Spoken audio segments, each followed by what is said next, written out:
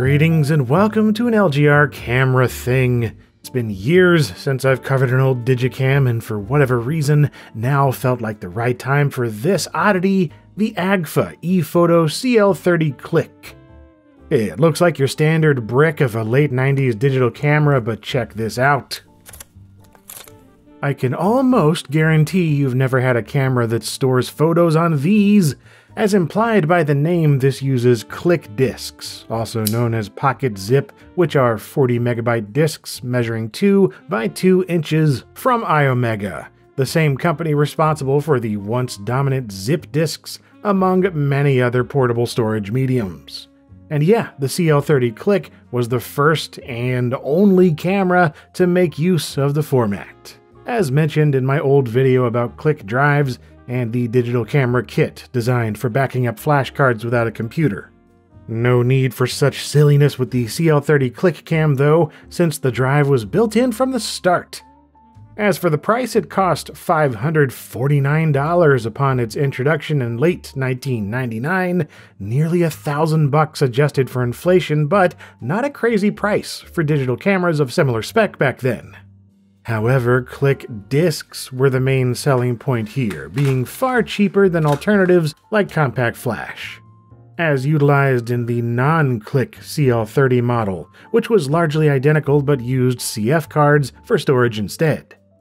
Considering a single 32 megabyte compact flash card cost $100 or so in late 1999, getting a 40 meg click disc for about $10 was a fantastic deal by comparison.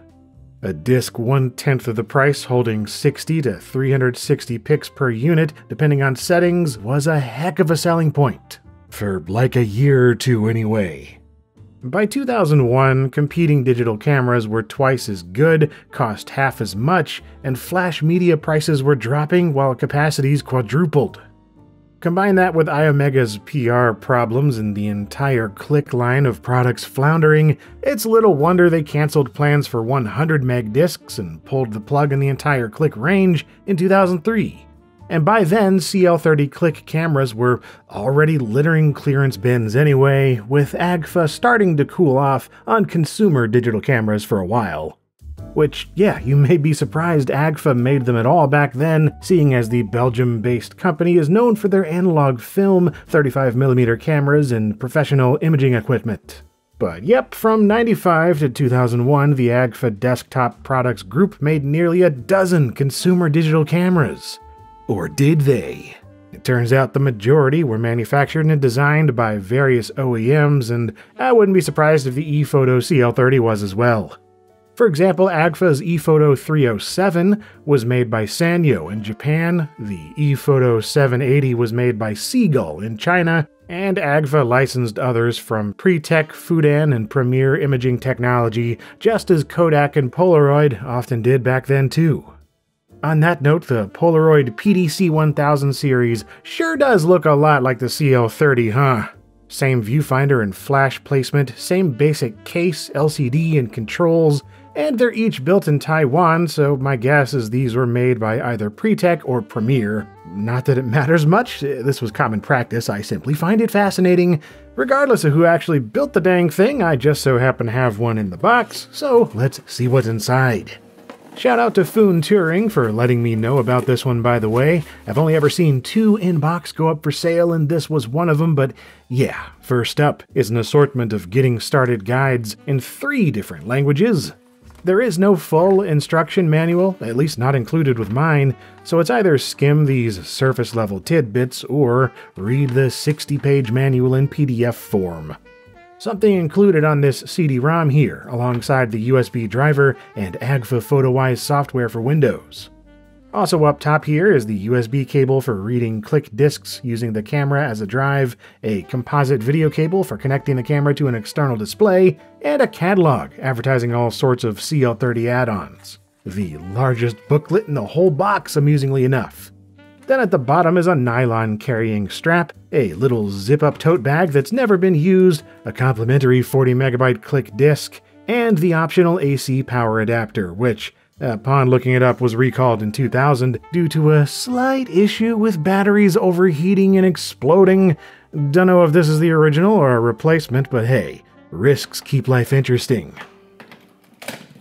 I'm sure it's fine. Finally, there's the Click camera itself, a 10-ounce or 265-gram hunk of plastic and rubbery bits, measuring about 5 by 3 by 1.5 inches. Not too far off from a Game Boy Advance, just a whole lot thicker, this Click has chunk. On top is a 2-stage plastic shutter button and some text touting megapixel like it's some kind of fact. Along the bottom are 2 tiny rubber feet for balance, along with the cheapest possible tripod mount. No metal threads here, it's pure plastic. There's nothing on the left-hand side, but on the right is an assortment of rubber-coated surfaces, opening up to reveal ports for USB, composite out, AC power, and the AA battery compartment. It takes 4 of those, by the way. And this is also where you find the Click drive, which is just as satisfying as ever. Fragile, but satisfying.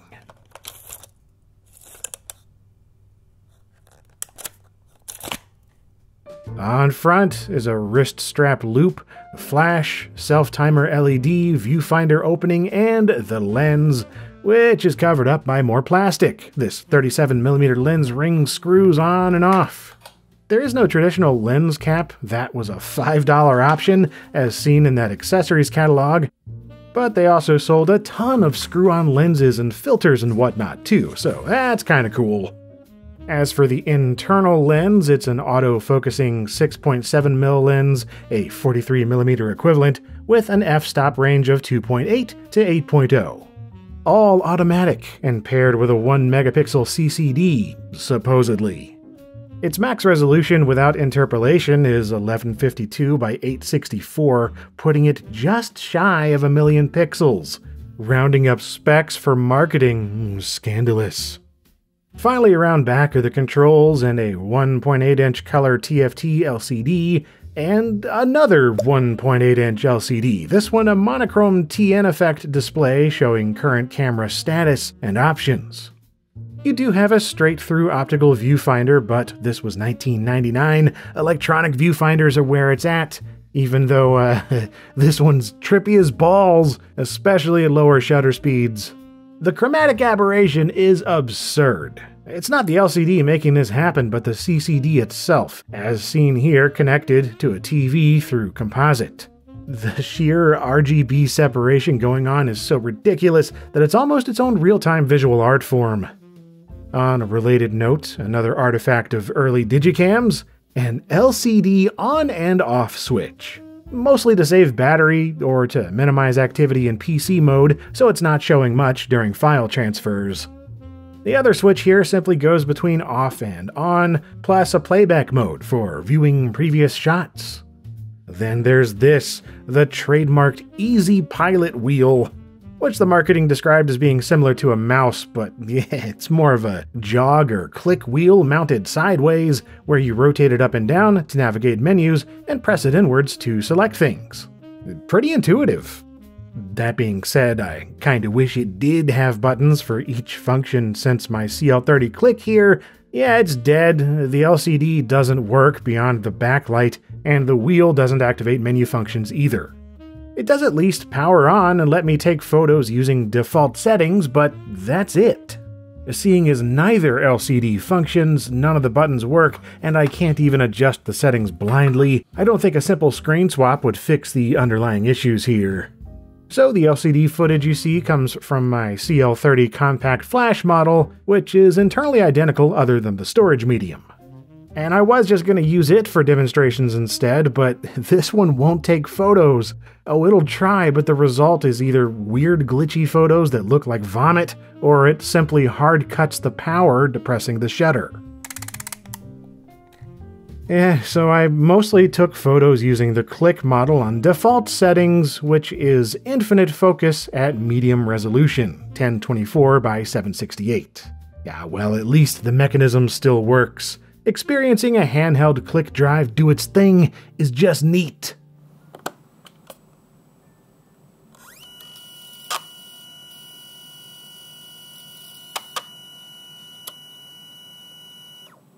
Too bad that it's just so darn slow. It takes about 15 seconds to power it on and wait for the drive to initialize before you can take a picture. If the flash wasn't priming, it'd be a few seconds faster, but either way, it takes 40 to 50 seconds to turn on and take and save a single pic. This is not the camera for capturing spontaneous moments. It does at least remember settings between power cycles, so once you have things in place, there's little need to go menu diving. Resolution, flash, autofocus ranges, exposure adjustment, self-timer, and digital zoom settings are all adjusted on the main LCD, and current settings, battery life, and storage space is shown above on the smaller status display. As for the resulting photos, well, I always like to revisit spots around town here so you can compare the results to previous cameras I've covered, as well as generally take pics of locations and vehicles that wouldn't look out of place when the camera was new. It always makes for a fun photographical time warp. And yeah, for a 1999 CCD camera that adjusts basically everything automatically, the results aren't too bad. Personally speaking, the main appeal of these old digital cameras is the unpredictability, where you're not entirely sure how a photo is gonna turn out. And the CL30 is just on the edge of being predictable enough that it's boring to use, but not quite. There are still situations where the final photo is a wonky surprise. Under and overexposure is of course commonplace depending on lighting conditions. Wide dynamic range is not a strong suit of any of these types of cameras. And sometimes you get this strange, almost textured pattern on scenes of particularly high contrast. It's quite the effect. But for the most part, it actually does a good job capturing scenes that look rather true to life. Compare this shot of the woods on the CL30 to a modern smartphone photo. The color is, well, it looks like an old camera, but shadows and highlights are actually decently preserved, considering the direct sunlight blasting across the image. And skin tones tend to look more or less human, that's always a plus. But it does tend to skew towards red, especially with lighter and bright white subjects. Otherwise, there's a bit of a cool bluish hue to things, giving scenes that classic Digicam look I've come to oddly appreciate over the years. And with the lens itself being a 43mm equivalent, the field of view is rather low, but not obnoxiously so to the point where you'd feel too confined. And the macro mode works as you'd expect. No real complaints there. My main complaint is the way it handles focusing, where you half-press the shutter to focus and then it'll let you take a picture, but if it's too dark or too bright or there's too much movement or whatever, the autofocus fails and the picture doesn't take. So I sometimes did that 3 or 4 times before I'd capture anything, which just adds to the feeling that this is very much not for spontaneous photo takers. Another problem is that unless you're shooting in max resolution, the JPEGs are saved with horrible non-integer scaling. Like look at the power lines and edges of buildings. Instead of scaling down full-res 1152 by 864 pics using bilinear or bicubic filtering, it appears to be using a quick and dirty nearest neighbor solution, which means anything less than the highest quality mode looks like digital crap, even worse than it should. A shame since I can't change the quality on my CL30 Click at all due to the broken LCD and menu controls. So here's the output from the Polaroid PDC-1100, which again is internally the same, using the same sensor and lens as the Agfas. And yeah, straight lines look far better without that awful downscaling going on. By the way, those circus man tiger statues I always used to show were taken down a while back. That's a bummer. So let's use Chicken Alley for comparisons instead. I'm always shooting there anyway. Again, color and brightness and such look pretty solid, all things considered. There's enough sensor noise and artifacting to ensure an old-school look without verging too much into modern digital cleanliness like a smartphone provides. And on high-quality mode here, the resolution is right on the line of being enough to show detail, but still decidedly in Y2K territory. On the topic of resolution, there is an option beyond high quality, what Agfa called Photo Genie, and this is how they laid claim to megapixel status. But it worked using interpolation, upscaling images to 1440 by 1080 using the PhotoWise program. Classic misleading camera marketing. I can't demonstrate this since my broken camera won't let me actually take photos with it, but it's verified in old reviews like this one from Dan's Data. The rest of the program is basic late 90s image editor fluff, with minimal editing capabilities like rotation, flipping, brightness, contrast, and color adjustments, and some simple album making and online sharing features. Ho-hum software indeed, but at least it has these fancy sound effects.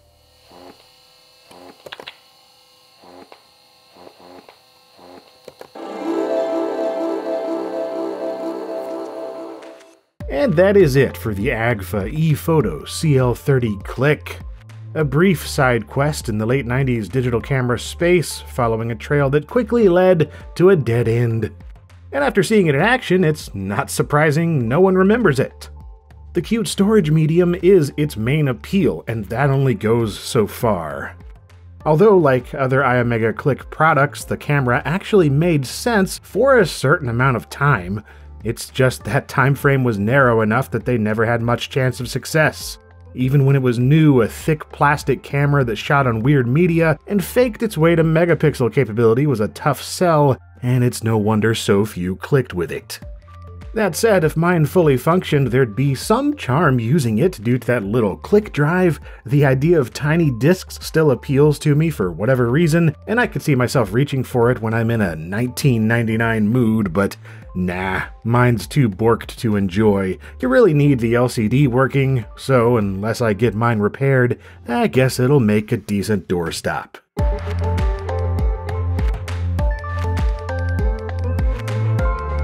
And if you enjoyed this episode, then check out my previous Digicam retrospectives, or stick around for more stuff. There are always new videos about old things in the works here on LGR. Thank you for watching.